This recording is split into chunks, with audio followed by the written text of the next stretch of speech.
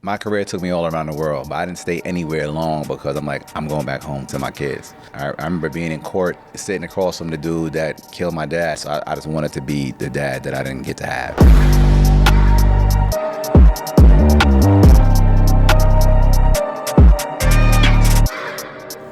My guest today on the Rap Dad Show is one of Queens' finest. And that's saying a lot because Queens has a lot of dope MCs. He just dropped his album, God's Timing, just got off the road with Joyner Lucas. He's one of my homies, and I'm excited to have him on Rap Dads. Grafh, man. Yay, sir. It's been a long time, but I'm glad we're making this happen on my too. Platform. Yes, sir. So yes, sir. thank you Congrats for to coming. that. Congrats to that. Bro. Yeah. Word. Thank you, man. All right, so let's break it down. How many kids, how old, and stuff? I got twins, man, a boy and a girl. Boy and a girl, how old? 19. Had them young, yeah. They both go to Howard. So where were you in life, like, when you became a father? I was just starting to buzz and get hot. No, I was hot already. Hot as hell, actually. Word. And then, boom, I had them. And I didn't know what I was doing. There's no rule book for fatherhood. I'm young. My dad wasn't in my life like that enough for me to learn what to do. I mean, I learned what not to do. My dad was a good guy, but he just wasn't in my life the way I wish he was. You know what I'm saying? So I didn't have a frame of reference or a blueprint as to what to do. Right. I just knew I have two humans out of nowhere, and I don't know what I'm doing. Like the first 3-4 months, I went from being super hot on the mixtapes and all of that to like completely disappearing for like 3 or 4 months. People are like, what happened to Grafh? I didn't know how to balance it. It was way too much. You touched on something I definitely want to circle back on. I'm a firm believer that your fatherhood journey begins with your relationship with your own father. So talk about, that part. My dad tried, but he was just busy, and then him and my mom separated, so he had another relationship. Maybe that got in the way of how he was in my life, because he was in my sister's life. I have a half-sister that he had with other women. He was trying, though. You can see somebody trying, but he just didn't know. Maybe like me, he didn't know how to do it. I figured it out way earlier, and I knew what to do, what kind of dad I wanted to be early. But he didn't. And it's funny when it comes to like fatherhood or being a parent, because you'll get mad if your kids remember the things you didn't do, and it outshines what you did do. So it's like it's kind of like a case of that. Like he did some things, but I can't remember them. But I remember the things he didn't do.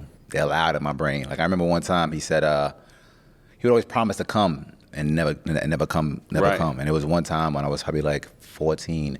He said he was coming. He was like, "Nah, I'm definitely coming down tonight. We're gonna go play sports or whatever it was." I was really looking forward to it, and I believed it.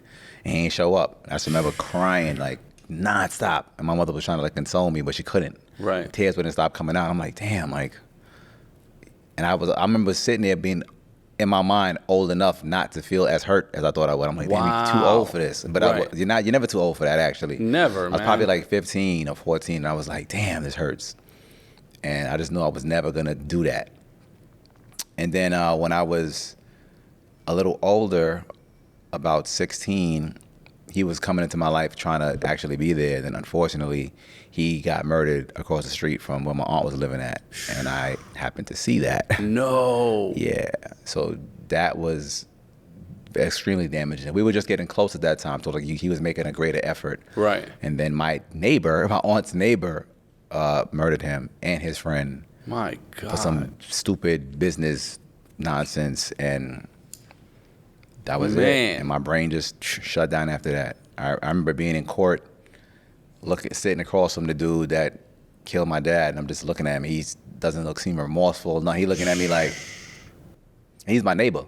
My goodness. Like, man. I know you. Right. You do this for nothing. Right. Some dumb shit. Like, it was not worth it. It was some small business thing that my dad died with his hands in his pocket and a smile on his face in your yard. Like, what? It's obviously not smoke. Right. He's smiling. Right. You shot him smiling. His man saw the gun and ran. Man. So growing up with all of those unprocessed feelings, I just had to sort through a lot. My goodness, man. Sort through a lot. So I just wanted to be the dad that I didn't get to have. You know what I'm saying? Word. This interview ain't over yet, but I wanted to let you know that this is just a piece of a longer conversation you can check out on the Rap Dad Show podcast on all platforms. So you mentioned you had twins. Hottest dude in the city, disappeared for 3-4 months. Yeah. So clearly, you weren't selfish, and you chose to stay home and figure it out, take care of your kids, be present.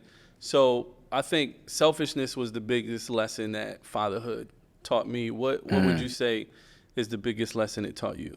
Yeah, being selfless for sure. For me, one of the biggest lessons was learning how to express love, for real. Well, of course, you love your mom, you show love there, Right. but it's like, I grew up in the street. I didn't learn to express love. I didn't learn expressing love was cool. Love felt Right. like a soft thing. It felt wrong. For like a black man in the hood, love is like, it's just not what we learn to do. You equate that Agreed. with trust and getting hurt and all kind of stuff. You don't equate love with anything positive when you're young and outside. So I think when you have kids, you realize more about love and family and unity and being responsible. Because I was a kid still. I was immature as hell, trying to figure out manhood. And then I didn't have a lot of positive role models in terms of what a man's supposed to be. I learned how to tie a tie on YouTube. I didn't have Wow, the right positive role model dad figures in my life. I had the street dudes and I had rappers. That's what I had. I'm dead ass. Like, okay, It ain't the same. I got pretty Snoop, Jay-Z, and niggas on my block. Right. That's those are my references for manhood at this point. There's no like actual dad in my household. Right. I tell my son all the time, like, listen, I have a lot of dope qualities, but I'm sure I have a lot of shitty ones. You are old enough now, you got to weed through it. Word. I don't know I can see what you picked up. That's good, which is great because he's like a little me, but I have a lot of imperfections that I got to work on. I said, I was young raising you. So you have to weed through it and figure out what to take and what to leave because that's what I had to do. I mean, I also love that conversation that you have with your son, because a big part of, what I tell new fathers is do not create unrealistic expectations for your children to think that you always got it right or that, you always know what you're doing. Right. And you do that by apologizing. You do that by like saying, yo, I got that wrong. You know what I mean? That's so real. that they know, oh wait, not only is it okay to mess up, but like own it. Take some accountability, for it. I feel like, that only makes for a better relationship. Absolutely. With your kid. You know what I'm saying? To add to that, I also tell my son or my daughter, I'd be like, listen, I'm doing my best. If I'm doing something wrong or something that you don't like or something that's incorrect or is bothering you, tell me because I think I'm doing me. Right, I feel like I'm doing the right thing. I'm kinda killing it. I think I'm killing it. So if I'm not, you have an issue. If you don't tell me, I'm going to continue doing what you don't like. I'm doing the best I know how to do. So if something is not right, you have to say it. No, I love that Word. because you're also leaving space for them to talk to you about things that, a lot of, first of all, in our culture, a lot of times, we hear the things like you're seen and not heard, stay in a child's place, right. Things of that nature. So you would never dare to question, your parents or, any type of authority, figure. That's not something that is commonplace, for us. So the fact that you leave those lines of communication, like, yo, tell me. Because you know why? My biggest fear is for them to feel any kind of way.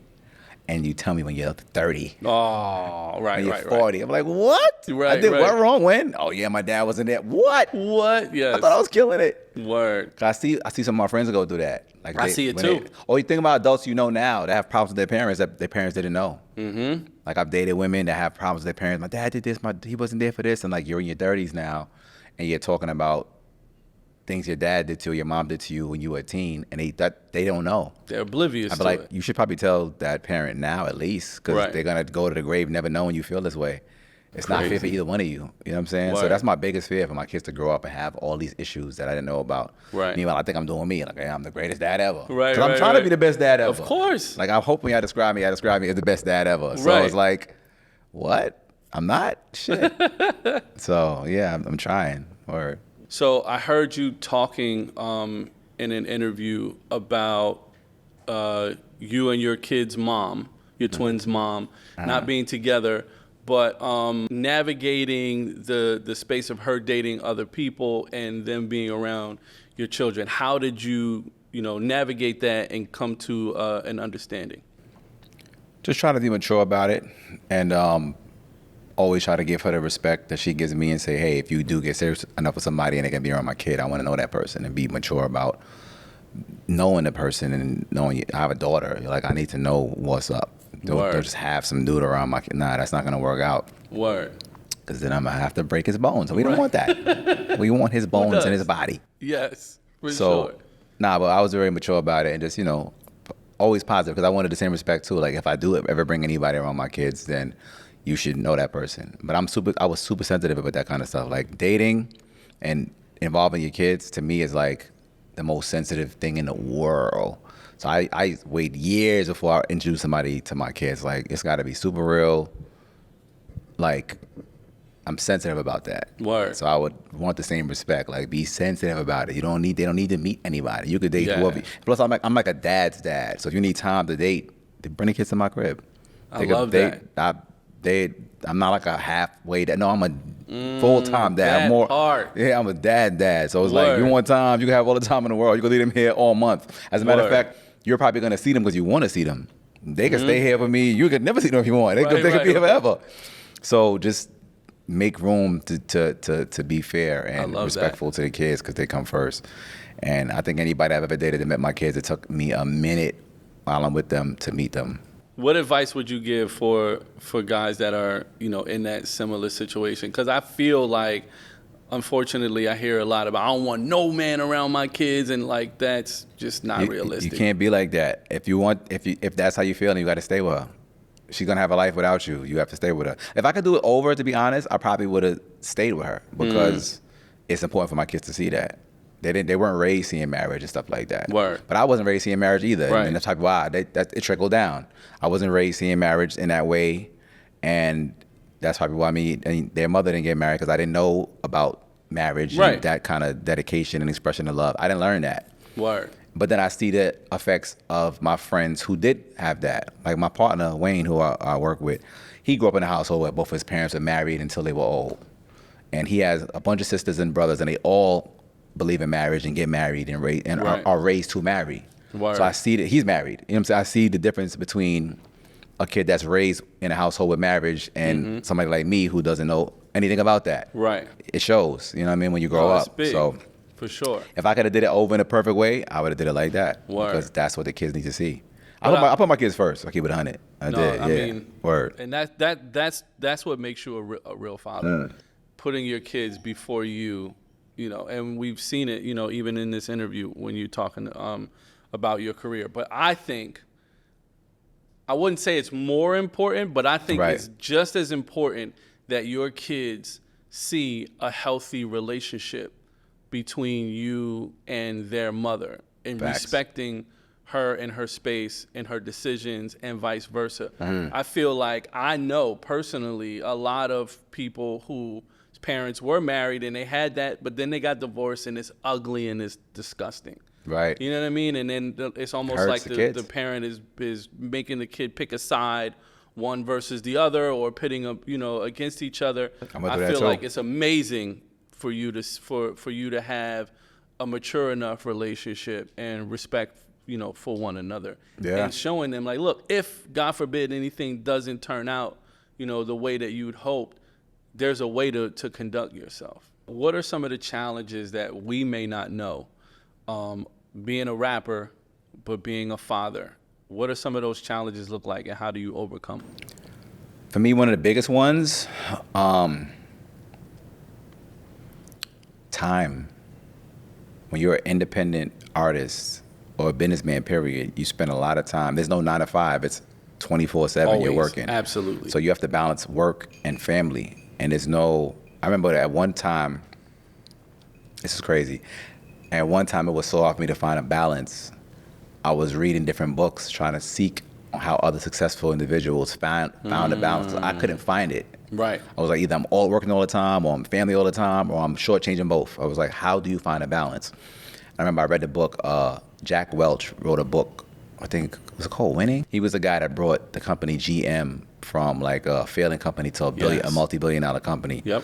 So I was like, wow, and he was teaching a lot about leadership, how to lead his team. And I wanted to learn all those things, like jewels, how you lead your team better, how to allocate time, all these things. So I'm reading the book and I'm getting crazy jewels, taking notes. Like, wow, this is dope. And then I see there's a chapter about balancing family and work. And I'm so excited to get to this chapter. Like, I can't wait to hear what he has to say. And every chapter, let's say every chapter was like 40 pages. I get to the page about balancing family and work. And that chapter was short as shit. It was like 2 pages. He was like, I did it all wrong. I put all the time into work. I was successful here, wasn't successful here. Next chapter. I was like, damn. Heard you. Word. He was like, yeah, I missed a whole lot. Missed all the fruits of being a parent. I missed them. But I built this company though. Next chapter. I was like, I was going to say, I was excited to hear what my man had to say because nothing. I feel like it's impossible. Bro, that was my hardest. The hardest thing was finding a balance, and I did the best I could. But I guess, I mean, my kids didn't sacrifice. I mean, didn't lose that much because I probably put more time into them. But my career definitely took hits. I traveled the world, but I would have been all over the place. Yeah, if I had no kids, or if I was a bad dad, what? Yeah. I'd have been rich a long time ago. I'd have been all over the place. Any market I went to, any city I went to, it was always lucrative for me. It was more lucrative than New York. And it was like, I was like, if I stay here, I'm gonna make so much money here. Right. But I was like, I can't. I'm going back home. Right. But every city we went to, me and my partner went, every city, yo, we could pop here, it's crazy, da da da da. We see so many opportunities there, but we going back home to family. You know what I mean? So it's like, that was a sacrifice. That was a trade-off. Even London, I was going crazy in London. I stayed in London. I could have stayed there and did so much, but I was like, I'm gonna go back home because I couldn't leave my kids for that long. Word. There was at one point that I was going to go to Atlanta because there was so much opportunity for me there. And the opportunity was so lucrative. I told my kid's mom, I said, because I didn't want to leave my kids. I was like, I want to go to Atlanta, but I want you to move to Atlanta and bring my kids. I said, if you come with me to Atlanta with my kids, I will buy you a house. I will buy you a house close to the house, or I'm going to buy my own house. Right. Just so you can bring my kids. Right. She's like, I can't just get it for moving my life. I was like, well, I'm going to buy you a house. Right, I'm going to give it to you. I don't want nothing. Just bring my kids. And she ain't do it. So I didn't do it. I was like, damn it. I can't leave. And my daughter was probably like 15, 14, way too impressionable. I'm not leaving you for what? I'm not leaving you for 5 minutes right now. Definitely not. I said, forget it. I was like, I can't do it. So I was just going in and out of Atlanta, but I was going to stay. I was actually with a realtor looking for property. I was like, I will buy you a house if you bring my kids here.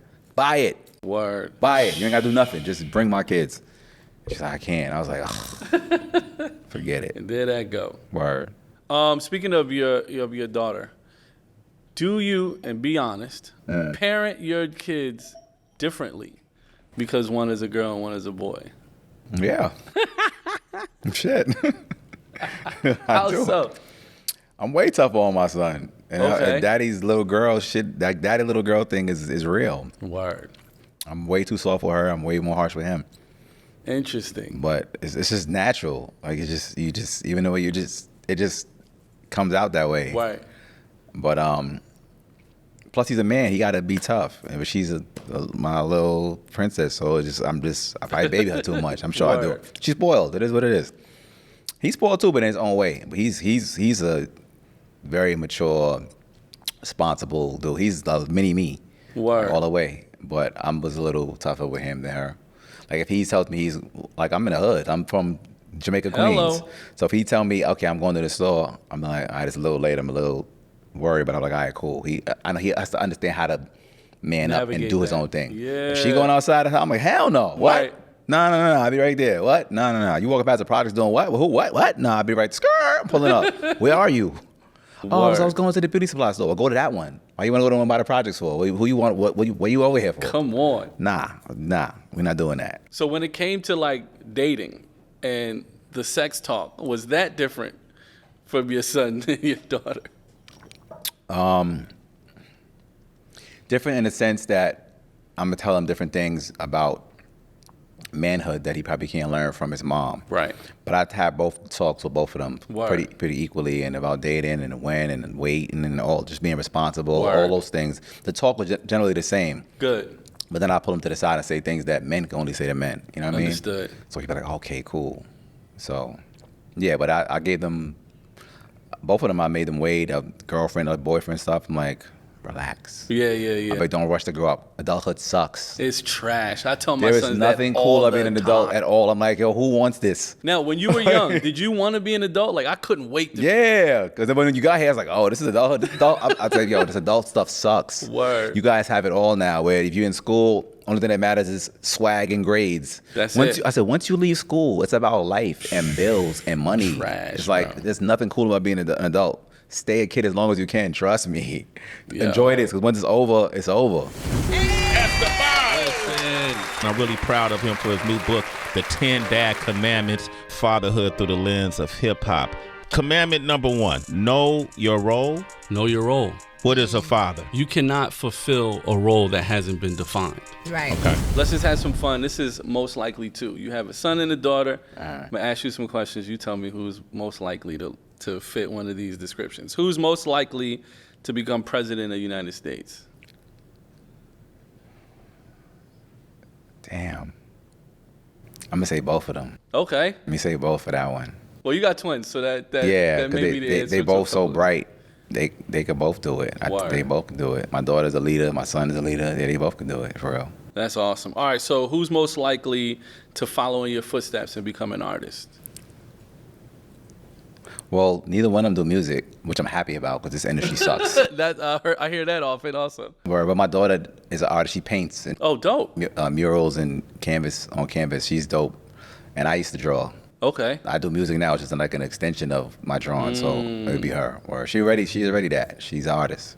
All right, so who's most likely to stick up for you if you needed backup? In what way? If somebody's talking bad about you around them, who's the first one to be like, yo, don't be talking about my dad like that? Might be both of them. My daughter definitely gonna go off though. What? You're not saying nothing bad about dad, nah. But probably both of them keep it 100. But my daughter, the attitude won't come out. She's gonna let you know real quick. So yeah, she would probably defend me first. But it'd be both of them for real. Word. But she gonna speak up real quick. Like yeah. Who's most likely to resell an article of your clothing? Oh, my son already sold. Oh, word? Yeah, he be in school selling my. I was like, you sold that? Yeah, you know. He sold hats, shirts, all that. 'Cause Okay. I'm super into fashion, so if I don't wear it anymore, he take it. If he doesn't want it anymore, he's selling it. He got my entrepreneurial business hustler spirit Word. for sure. He Wait, sold, are y'all the same size though? Y'all can rock? Yeah, he's taller than me. He's like, yeah, he's like your height. Damn. I'm 6 foot, maybe 6'1". I'm like, he's like 6'2". Okay. So yeah, Yeah. word. All my clothes. I'm like, this shirt is, these pants, shirt's missing. I already know what time it is. It's over. He got it or he sold it. It's over. Damn, he getting it off. What?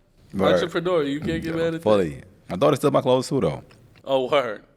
Word. On the next episode of the Rap Dads Show. I needed an attorney. They wanted $5,000 retainer, so I had to sell the car. Attorney was horrible, so I had to find another attorney, come up with $3,500 for the next retainer.